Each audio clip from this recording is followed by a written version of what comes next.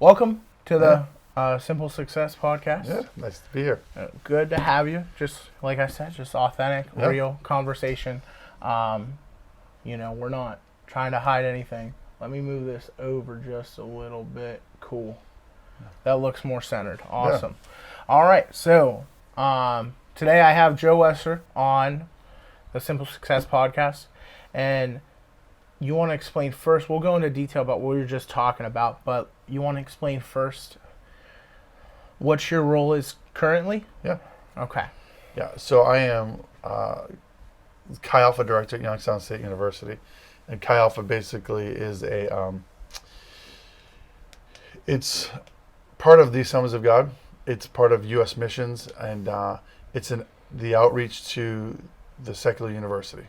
Mm-hmm. So we have Chi Alphas on over 300 different campuses in the U.S. and some overseas. Oh, okay. And they're mainly run by fully appointed U.S. missionaries. There are some instances where it might be a local church, or some other ways it can be done, but for the most part, it's overseen by U.S. missionaries. I had no idea it was that big. Oh, it's huge, yeah. Really? Yeah. So I could go up to Cleveland State, probably find it, right? Not yet. We're working on that. Okay. Yeah, we're working on that. Wrong university. Right. Texas Christian? I don't know. Yeah. What's better university? Well, so in Ohio, there's us at YSU, Kent State. Okay. They're revitalizing one at Akron through Kent State. Okay. There's OSU, University of Cincinnati, Wright State, Dayton, Sinclair College. So all three of those are kind of in one, Chi Alpha in Dayton. Oh, okay. University of Toledo. I think I got them all. Oh. So some of them combine like that. So is the Kent one and Akron one going to do that too? Yeah. Okay. So the same director who's overseeing Kent has reached out to Akron.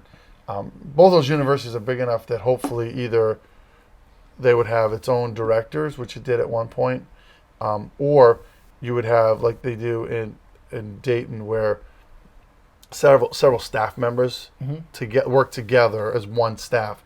But this person's role is to reach out to Dayton, and this one's role is at Sinclair, and this one's role mainly at Wright State. But they work all in concert together. We love to do that eventually here, where we're reaching out to Eastern Gateway, and then maybe even Kent State Trumbull.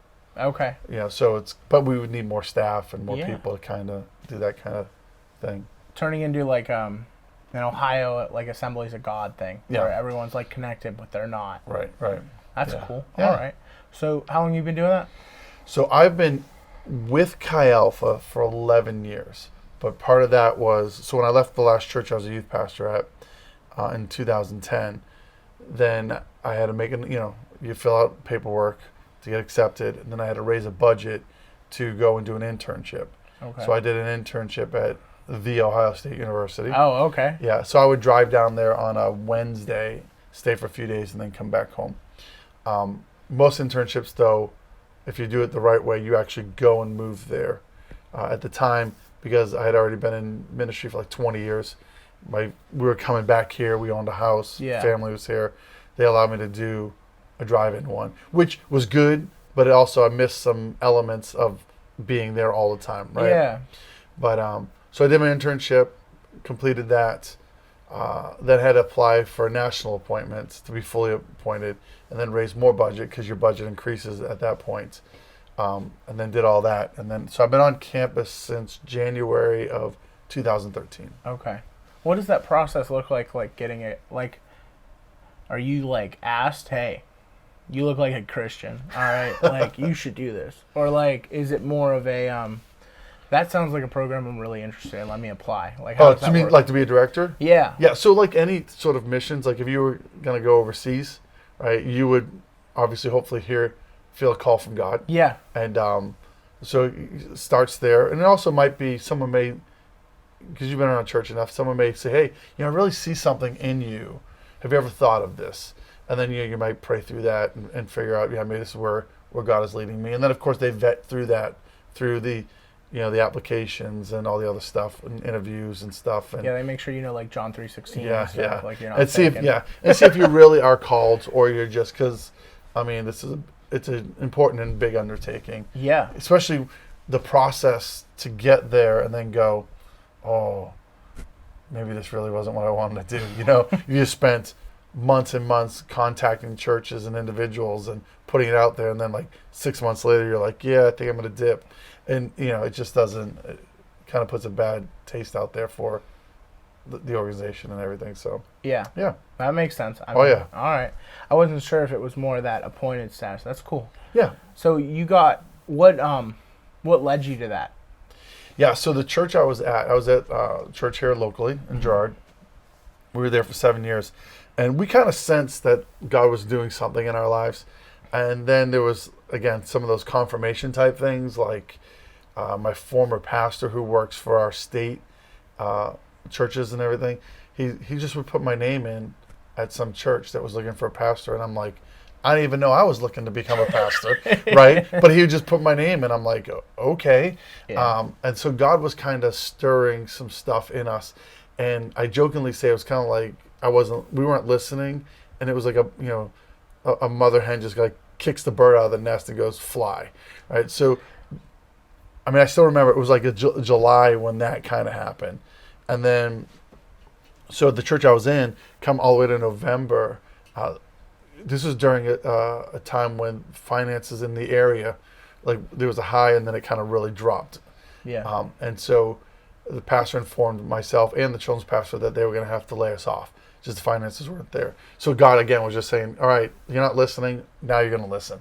And so then we started going, you think, all right, so youth pastor for all this time, must mean I'm going to be a senior pastor.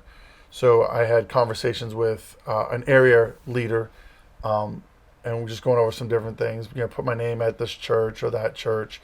And then so I met with him and his wife, and my wife and I met with them for breakfast. Yeah. And unbeknownst to us, he felt like God was saying to him that we were the ones for Chi Alpha at Youngstown State, but he never really pushed that. We just we knew that God wanted us to stay in the area, which was a huge thing because my wife's from Cleveland, and I told her, I said, we could, move back to Cleveland or whatever. Her family was there, and so we were going through different scenarios locally. So okay. This is available, this is available, this is available. And then he's like, hey, have you ever thought of, Chi Alpha at Youngstown State? Well, when he mentioned that, something within me just kind of like got excited. And so that started the journey. Yeah. I had a friend of mine who I knew who was the director at Ohio State. I called him up, connected me with this person, that person, whatever. And then I find myself a month later at like this leaders conference for Chi Alpha in Indiana somewhere. And it was kind of like, all right, God, I'm going. You're going to show, I need to know. And by the end of it, I just knew that this is what God had for us. Yeah. So that's kind of like how the journey started. And then it's funny because later on, God reminded me, I went to the University of Valley Forge. Mm-hmm. That's where my mom went. It's where your mom went. Yeah, I was gone a little bit before she was. I think my wife was there at the same time she was there. And whenever I tell my mom I'm going to see you, she's always like, oh, I haven't seen them in so long.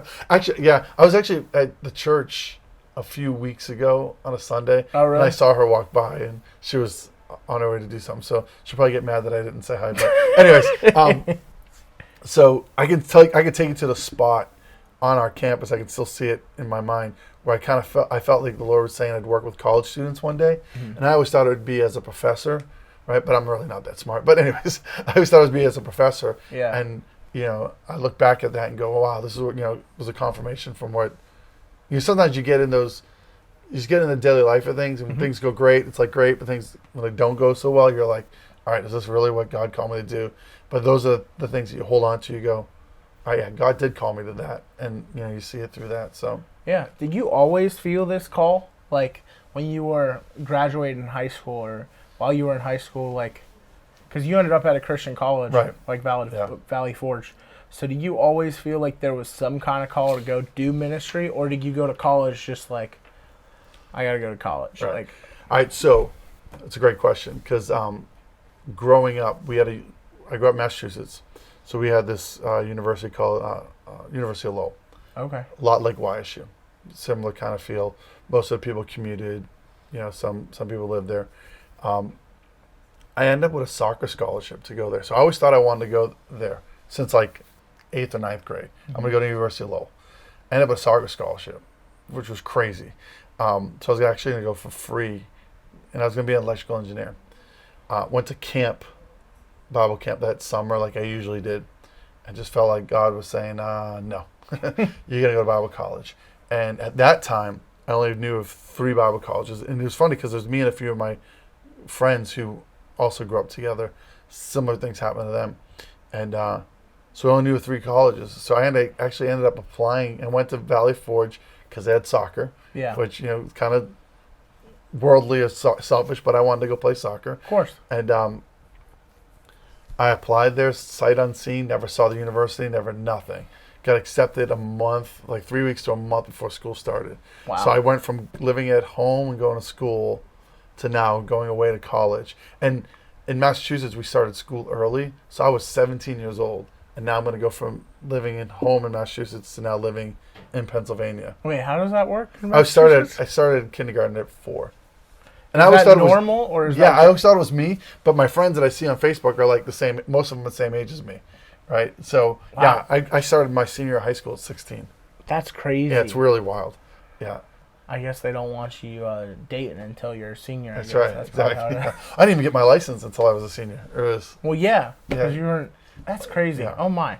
Yeah. So you felt a call to go to Valley Forge. Yeah. Did you have a scholarship there or no? No. Okay. No. But back then, it was really cheap. Now it's really expensive. But it was really, really cheap back then. So. Okay. And, yeah. So we went. I went and just enjoyed it. Had a great time. Played soccer the 4 years I was there, and made a lot of good friends. Met my wife there. Yeah. And Met your wife there. All right. That's how you know it was right, right? That's right. Exactly. Exactly. So what did you go there to study outside of soccer? Yeah. So I started as youth and church music because I was in the band. I played saxophone. Oh, okay. Still kind of play saxophone. I play guitar now. Not really super great. Enough chords to play on a worship team or whatever. Yeah.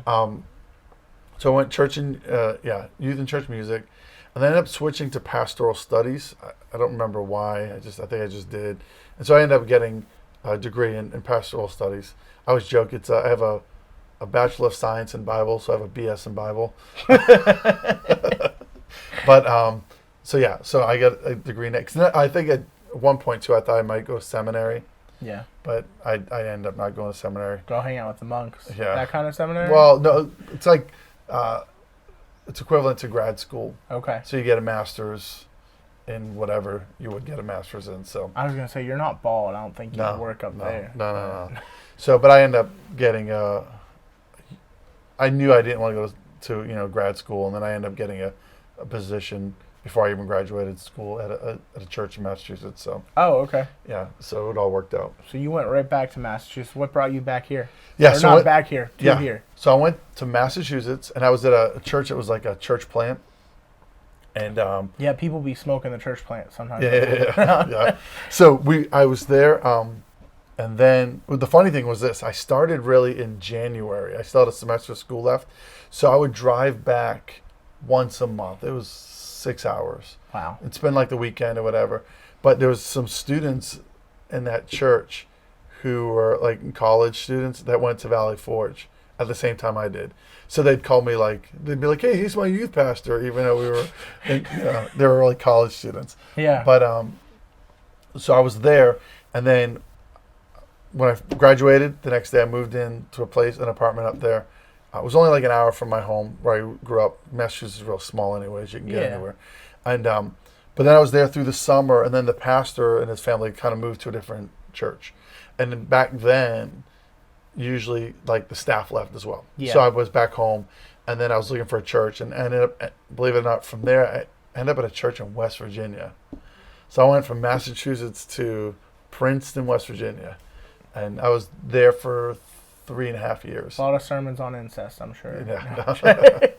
Snake handling churches, things like that. Yeah. Like, let's define third cousin. Okay, Right, that kind of thing. But my wife and I got married during that time period, and she moved down there, and then so we were at a couple churches in West Virginia, and then we came back to Ohio because that was it hard to breathe there, or like West Virginia? Yeah, like what's different about West Virginia compared to anywhere else? Anywhere else, okay. Yeah. So when I moved from Massachusetts to West Virginia, a lot slower. Okay. Okay. A like I'd get in a line at a grocery store and people are just talking, and I'm like, my Massachusetts kicks in, and really people are really friendly. They're like, why are you talking to me, and that kind of stuff. But I mean, that helped me to learn to be. You're going from this Massachusetts kind of attitude to that, and I really enjoyed my time there. I have a lot of really great friends from there. It's crazy. One of our students from the first church we were at down there, actually a pharmacist at the Cleveland Clinic. Oh wow! Yeah. So she lives in the area. Were you north or I was south? southern. I was the last. If you run down 77, I was in the last exit on 77 before you get to Virginia. And then the second church I was at was right outside of Charleston, so it was right outside the capital. So you got a lot more there. There's a lot less people with accents. Yeah. Because it was more of a transient type, people. More urban. Yeah. But yeah, a lot of fun. I enjoyed my time there. I have a lot of great friends from there. I was just last night, I was in Zanesville, Ohio, speaking to some pastors, trying to raise support. And I felt like because Southern Ohio is a lot like West Virginia. Yeah. And I'm driving, just seeing, I'm like, I feel like I'm back in West Virginia. And part of me is like, this is kind of cool. You feel a little bit less stressed, more relaxed, more. But it was a great time. I had a good time down there. But my accent was really strong from Massachusetts. So I got a lot of, weird looks from people. Like my first fundraiser was a car wash at Hardee's. They're like, what? So we're having a car wash at Hardee's. So we had to navigate all through that. But it's fun. It was a good time. Picked up on the accent a little bit though. Yeah, I had my Massachusetts accent down there. So because we don't pronounce, like, we drink water, that kind of, drive our car, things like that. So those things, there's like this language barrier, right? But I've lost a lot of my accent living in Ohio, believe it or not, more than West Virginia. Really? Yeah, I think it's over time just having to re-say my words because people were like, what? And I have to say, okay, water, car, that kind of stuff. That had to be fun. It's like intervention probably? Like, all right, you're on intervention. Yeah. You got a problem with the accents. All right. And it kicks in when I'm tired, right? Or if I've been back home.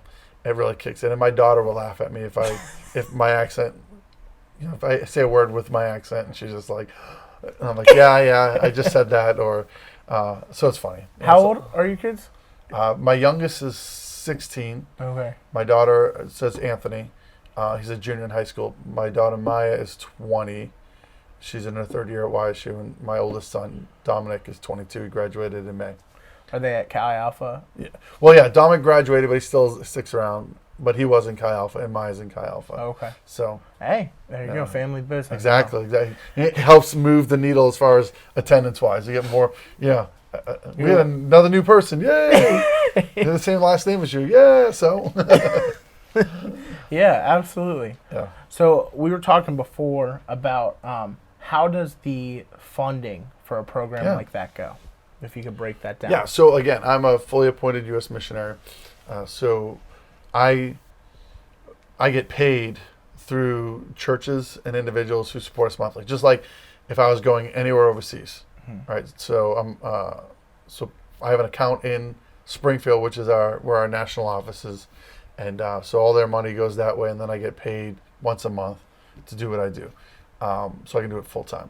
And then our students, they tithe to the group, they give to the group. We do have sometimes people will just give right to our group, YSU Chi Alpha. Okay. And so that helps out with different things. But we try to get most Chi Alphas, they try to become, so you have the director's salary, that's done by that way. And then the Chi Alpha kind of operational stuff, you want to be self-supporting, like self-sufficient. Okay. So we take up offerings in our main meetings, things like that. Students tithe to our group because for some of them that live on campus, that's like kind of their church, and so that helps any programs and things that we do. We do support. We support 2 missionaries.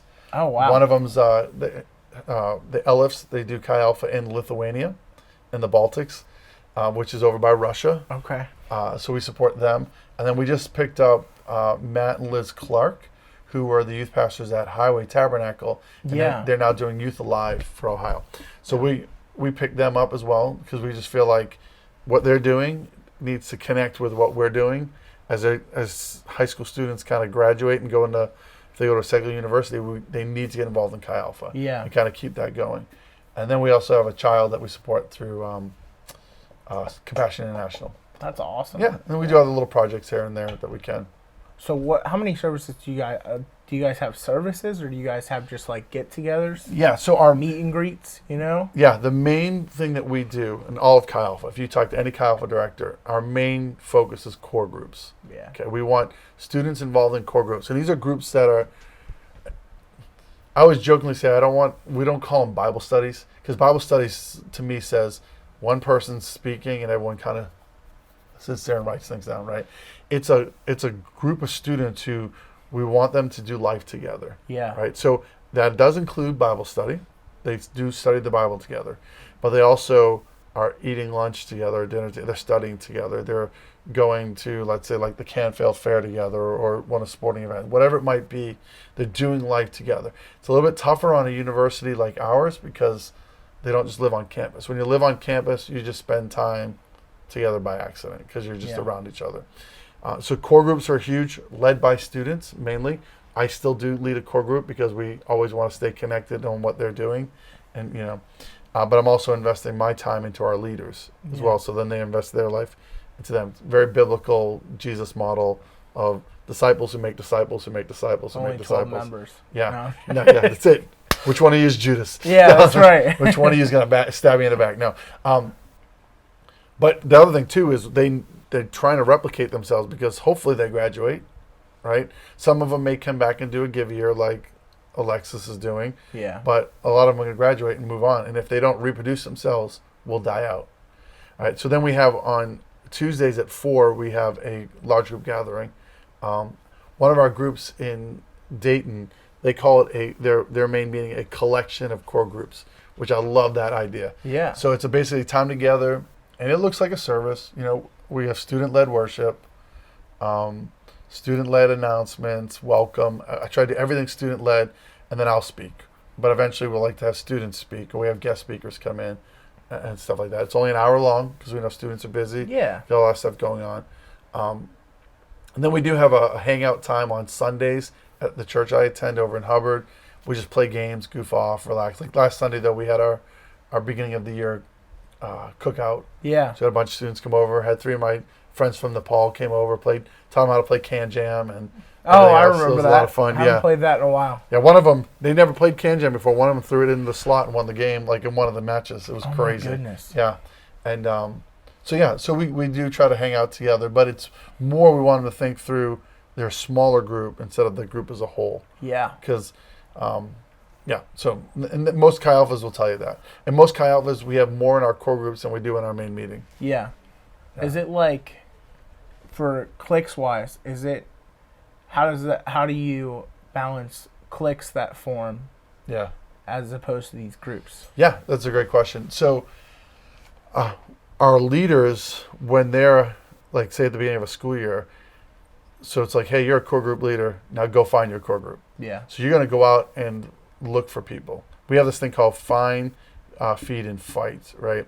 So we want you to go out and find these people, right? And then you can invest your life through feeding them, you could feed them food, that does help, but feeding them with your life, the time and everything. And then you fight for them by praying for them and like not letting them slip up and going after them. So because of that love for one another and really caring about and investing in people, it kind of helps with the clique part, right? Okay. I think cliques form more too when we're smaller because you see everybody and you know everybody, right? But as you get larger, we have multiple core groups. Like right now, I think we have 7 core groups, right? So it's harder to form a clique because the clique could come in where if you have this group that's very inclusive, right? They're just like, hey, this is it. We got our 4. No more can get in here. What we've instituted is an idea of the empty chair. So we try to tell all of our core group leaders, and they try to tell their members, hey, we have an empty chair here in our group because someone needs to sit in it. Yeah. So let's go find that person and get that person. Oh, we got them. They're in there. Okay. Now we have another empty chair. Yeah. Constantly that whole idea of empty chair. So it's not like, hey, it's us 3 and we're not letting anyone else in. We've already started our series. and they can't know. So that's how we kind of defeat the cliques on that end, and then also defeat the cliques as a group by just saying, hey, you're fighting for your people, you're praying for your friends who are also fighting for their people, and we kind of that family feel. Yeah, I feel like a lot of youth ministries and churches have issues with that. Yeah. From your time in youth ministry, do you have any idea of how to eliminate that? I notice it's a big issue at so many youth ministries where it's like, oh, we have a great youth ministry, we go after God, but we're very cliquey, and we're trying to figure out how to get through that. Because as humans, we're very selfish, right? We're very about ourselves. Yeah. I always quote Finding Nemo, that really, that mine, me, it's all about me, right? And also, too, unfortunately, there's a lot of times people view church as what I call transactional ministry. So it's, hey, I'm here, what do you have from me? Yeah. It's very consumer-based, right? And so when you have that mentality, again, it's about me. I'm trying to consume church. I didn't like that song, or it was too cold, or this, that. So you can have that thought about yourself. So it's all about me. And then that can form that clickiness because you're protecting yourself, right? You're not worrying about that person over there or that person over there. Or if they are coming into your space, they're impeding on your turf. So we have to knock that out, right? Get rid of that. It's not about you. Yeah. Right? If you've been here long enough, if you've been here 6 months or whatever, it's no longer about you. It's about others. Jesus says to go into all the world, make disciples. So you need to go and be ready to serve others and ready to reach out to others and give of yourself to other people. So that kind of defeats that clickiness. Mm-hmm. So I would say that even in a church, because a lot of times, especially larger churches, which is great to have larger churches, it's hard. Someone can slip in and slip out and never even contact anybody, right? Yeah. With anybody, and that's why larger churches, even like Victory, they have multiple people that are on the lookout of, hey, that person looks new. Let me go talk to this person, or let me go, reaching out. And even still, if you have these groups, even in our Chi Alphas, we have Chi Alphas that have 600-700 students in. Really? Yeah. But even we were just talking about, we've had a lot of visitors come at the beginning of the school year. So I was trying to talk to our leaders about, hey, say this visitor didn't come the next week. We need to try to figure out how do we keep an eye on that. Yeah. Well, if they're involved in a core group, the core group leader would say, oh, so-and-so wasn't at the large gathering, but they came to core group, so we know where they're good. They're good. They may just not have made it to large group gathering. It's fine. Now, if they didn't make it here and here for a couple of times, and we're like, okay, let's go after them. So that kind of, again, helps alleviate that idea of being cliquey, because you're investing your life into trying to replicate and make a disciple out of somebody, and you care about people. Yeah. So when it comes to the issues that arise on a college campus, whether you start drinking, you start doing other things, if someone falls into something like that, but they're still I want to be part of this, I want to fix it. What does that process look like on your guys' end? Yeah. So first we shun them. No, just kidding. Only for 2 weeks. Only 2 weeks. Whatever, biblically, whatever it says. No. 40 days, 40 nights. Yeah. So, we have a lot of sayings. A lot of people have sayings, whatever. So one of them is, over my dead body it was something like that. Over my dead body will I allow you to live a stupid, selfish life. Right? Yeah. So it means you care about somebody enough that when you see them going down a wrong path, you don't just go, whatever, but you go after them and you fight for them, and you're like, hey, and there's a lot of grace. We pull them back in, and we're there for people. Yeah. We've had students who have, and this story's all over the place, I'm sure, at other Chi Alphas, where they were in the group and then they left the group, right, and they've just run wild, whatever, but they've come back. And of course, we've sat there with open arms to allow them to come back and be a part of what we're doing, and then help them work through whatever issues they may have. Yeah. Again, without shunning them, obviously, and without making them feel like, we want them to understand that, if you're living in sin, you're living in sin, right? We don't want to, make that seem too, whitewashed. It's sin is sin, but we also want to let them know that we love you and we care about you, and there's always a way back. Always a way back, because that's what God does, right? He's always a way back for us to come back. So, that's the biggest issue I'm sure you guys face, right? Yeah, oh, definitely. Because I know that's where I fell into even in high school. Right. You know, once you start going down that road, eventually something changes. But I was curious on how you guys handle that. Yeah. In terms of, is there a lot of opportunities at your group for question and answer, and for asking, the questions that may not be the easiest to ask, but they're also not the easiest to answer? Like, are those kind of things encouraged? Yeah. Or how do those go? So in our large group gathering, I'm a very interactive person, right? Yeah. Last night I had to go, like I said, to talk to some pastors. So I wasn't at our large group gathering, so I actually recorded my message, right? Which I don't mind doing it, but I also don't want to get into presentation mode. But it doesn't allow me to have that interactive part. We do a lot of interaction. As our group gets larger, it's harder to do that. So our room right now is set up. It was kind of by accident. The university did it, whatever, in round tables. So I may, be speaking on something, and I'm like, hey, throw it to their group. Like, talk about it around the round table. So that may answer some questions. But again, in core group time, you have a core group leader or two, and they have 3 or 4, 5, 10 people in their group. So that's where they can really get those times and those questions answered. Yeah. We also encourage what we call one-on-ones, so that students can have a one-on-one with their core group leader. Yeah. Where they get together over lunch, coffee, whatever it might be, and they can just talk and see how they're checking in to see how the person's doing. But also there's an opportunity to answer questions. And that's why also, too, life together is important. Very much. If we just wait for meetings, right? You look at the what Jesus did.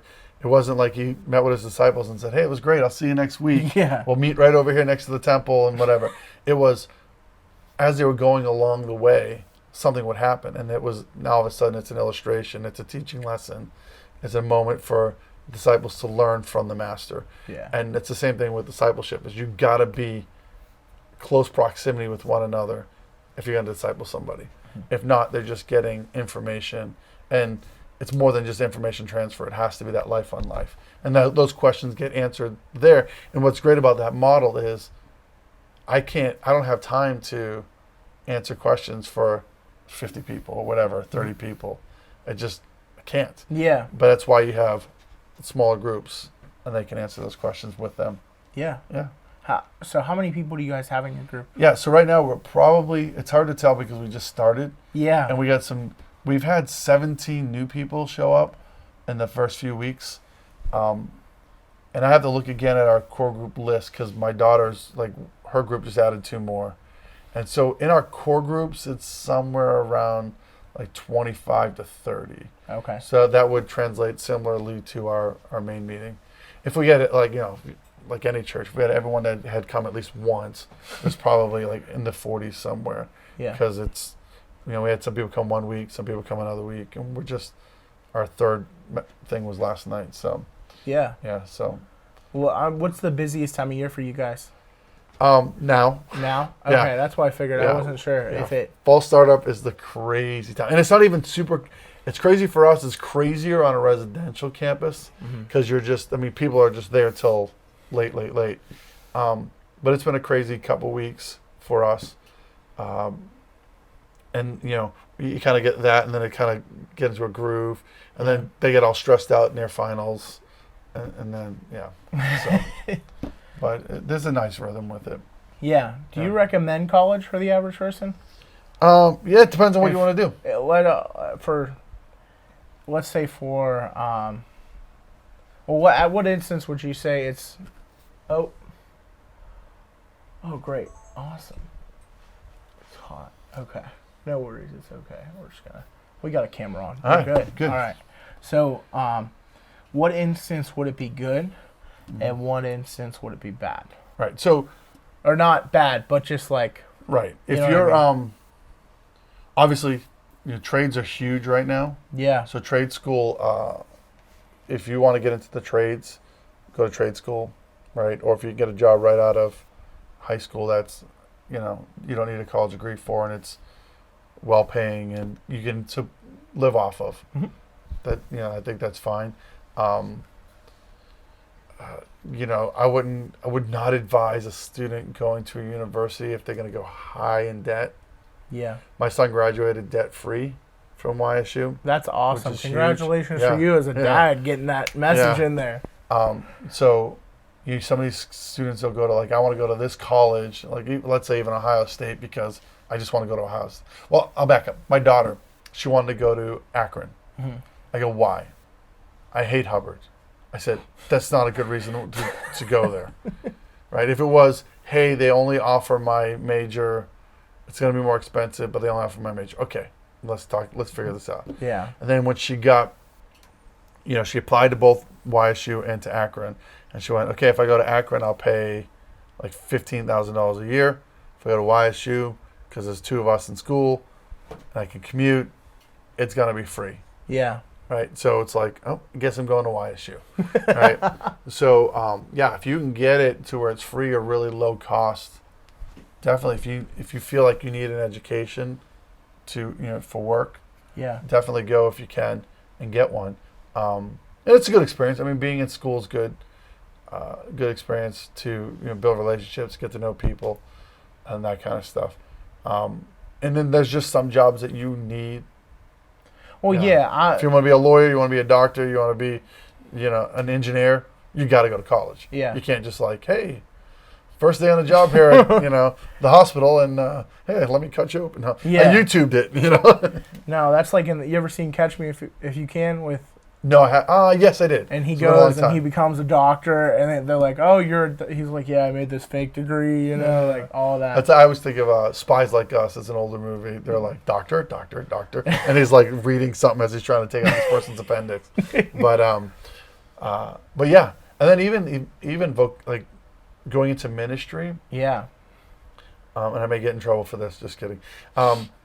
If you don't think you need a degree, because you can go through, get schooling through Ohio School Ministry, that kind of stuff. You do need degrees, certain schooling to get licensed, ordained, and stuff like that. But you don't necessarily have to go to a Bible college. But some students like that experience and everything else. But yeah, so a lot of it depends on the circumstance. Mm-hmm. Yeah, I know people have told me if you want to go in the ministry, go to online university too, and that way you can get the there's so much knowledge that you have to know, right, that you don't even think about until you start getting into the process. You got to be able to ask questions or to answer questions that you may have never even thought about before. Right. Yeah. Well, even now, in Assemblies of God, for us in Ohio, they have the Ohio School OSOM, Ohio School Ministry. Yeah. And you're learning, because you're taking classes, and getting a degree, so to speak, and help you get ordained, licensed, whatever else. But I would tell somebody to do that and then just volunteer at a church, right? Yeah. And get that on the field experience, because there's a lot of stuff that they can't teach you in school. No. Right? And it's some of them we used to always joke about. They never taught us in school at Valley Forge, how to set up a room with chairs and tables most efficiently, right? Because you do a lot of that when you're a youth pastor. Yeah. You're moving tables and chairs. They don't tell you that in college, right? But jokingly. But yeah, so there's a lot of stuff you just learn when you're out in the field. Yeah. Like anything. Yeah. All right. You got a lot going on. Yeah. So, I know one of the ways we met was through camp. I remember going to camp. You were a guy on stage doing all the games and stuff. Never would I think that you'd be sitting across the table from me right now doing a podcast. That's funny. Not even, especially then. But I know we reconnected through, flipping products online. Yep. Which is how I spend probably a solid 30% of my time is reselling stuff on eBay. Is that the only side hustle you do? And then are there any others that you do that you're comfortable with sharing and allowing people to be like, oh, this was the only thing I did, now everyone's doing it? Yeah. No, eBay's the only side hustle that I have that, as far as making money. Yeah. I have other hobbies and stuff, but nothing that's a financial thing. But yeah, eBay. It's funny, my wife will tell you that she introduced me to eBay like years ago, and then I just took it to a whole different level than she ever thought of. And I mean, I don't do like, it's not like I'm a millionaire on eBay. Oh yeah. I do. It's very. It looks the way what I have it set up. It looks like I'm like this really, well advanced person, but I just don't have a whole lot of time to add to it. So it's like when I do have time, I've put a lot of stuff online, and then I just wait and hopefully they'll sell. If I did it full time, it would be a lot cleaner, a lot different. But yeah, it's my side hustle. I enjoy it too. I love. I always joke, even like stuff that I wear. Like you can't see my skateboarding shoes that I bought at Goodwill for $6, and my PGA Tour shorts that I bought at Goodwill for $4. Yeah. It's most of my closet is all stuff that came from Goodwill or yard sales or whatever, and it's fun going out and hunting those things. So much fun. And then flipping them and making a profit. Yeah. Especially when you find them. I know we talked about this a little bit before we started recording, but just like there's so many times where you find products and people are like, oh, you only sold that for $25, and it's like you only made $24, but it's like we only spent $1 on it. That's 2,400% in profit. So many people, they just miss that. Yeah. But I know that's one of my favorite hobbies to do, especially when I get a sale. I'm like, oh, just a couple extra dollars in my bank account. Well, it works for me. Yeah. Well, the tough part too is as a reseller, and because of the internet and TV shows and things like that, I've rolled up to some yard sales, and they'll like have this sign, and it's selling on eBay for $20, and they'll try to sell it at their garage sale for $20. It's like and they'll say it was on eBay for $20, and I'm like, well, then put it on eBay. No one's gonna come to your yard sale. They're coming looking for a bargain. They're not going to pay $20 for that sign. I'll give you 50 cents. Yeah, right? Exactly. Then I'll sell it on eBay for $20. That's right. Because you don't want to do the work. You never pay what they're asking for. Yeah. You got to talk them down. Yeah. Usually at least halfway. Right. So it's fun. I enjoy it. What I love about eBay I used to watch Storage Wars all the time, right? And they'd find something and it'd be worth, $30,000. I'm like, yeah, right. Or they're in like California or New York. What I love about eBay is when I watch somebody who sells on eBay, if they sold that sign for $20, I can sell that sign for $20 because I have the same market as they do, right? I have the same people that are on eBay as they do. Now they may have a little bit more advantage, maybe because they have a YouTube channel and they have more followers, and so they have a bigger, kind of repeating audience. Mm-hmm. Or more, Or they pay for ads. Yeah, they're more viewable, that kind of stuff. But I still have that same opportunity. Like, if someone's going to sell this desk here or this table at a flea market in New York, they probably get like $500 for it, right? You're not going to get $500 for this in Youngstown. No. It's not going to happen. No. So, yeah. It's a nice table, though. Yeah, it's a very nice table. I do like it. But nice hardwood. So that's why one of the things I love about that. It's just fun when you find something, and then you sell it for good amount of money. Like, it's a nice little extra in the bank account. You're like, oh, because I have it go to my savings, and I'm always like, Andrew, you're saving money. Great job. And it's like, no, you're just selling stuff. Yeah. Well, like we said earlier too, people always think that you're just going to hit, like everything's going to be this huge profit margin. Yeah. And sometimes you do. Sometimes you get that one item that you go, and it sells for a crazy amount of money. You're like, I didn't realize that would be like that. Or, I've had stuff in my hands where it's like a super old book or whatever. You're like, oh, it's going to be worth money. You look it up, you're like, no. Then you get like this pen that doesn't look like much, and you look it up, you go, what? That thing's worth that much money? Are you kidding me? Yeah. And so, yeah. Yeah, people are interesting. What made you go into starting to do eBay sales in the first place? What was that encounter for you? Yeah, I can't even remember like why I started doing it. I think it was just to earn a little extra money. Yeah. And then it just became addicting because, again, the hunt. Whether you're going to an auction or you're going to Goodwill or a yard sale, and you're just poking through things, and you just find something about an auction when you buy just lots of things, like there's a box of stuff. And you don't even really know what's in there. And then you start digging through it. That's kind of fun. Like when you go to Goodwill, you're like, okay, I know what I got. But the hunt is going through everything, right? Yeah. Same thing with a yard sale. But it is fun. Or I've bought like a bunch of stuff at like being an online auction at someone's house. Mm-hmm. You kind of get a glimpse into that person's life.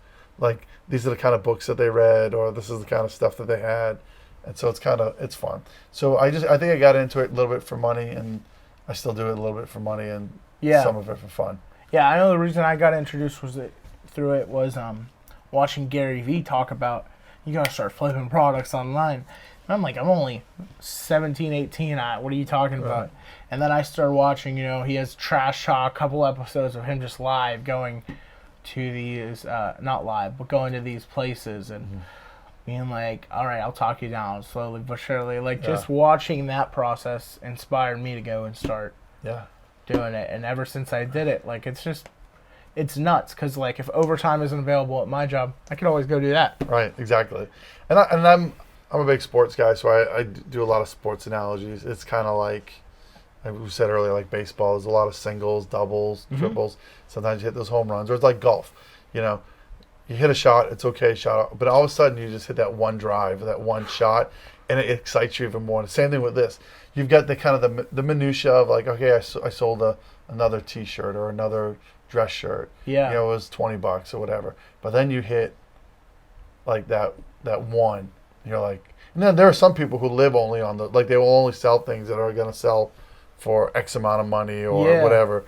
I don't have that kind of time. It's just like, I'm out there, I found it, good. Let me get it on eBay, I'll go from there. But you hit that home run and you're like, oh man, then you tell that story to everybody, right? You're like, I bought this for this and then I sold it for that. And it was awesome.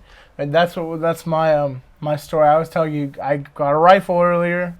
It came in. I just, from the place that we both helped out sell products, got it from them, sold it for $150, got it for nothing. Yeah.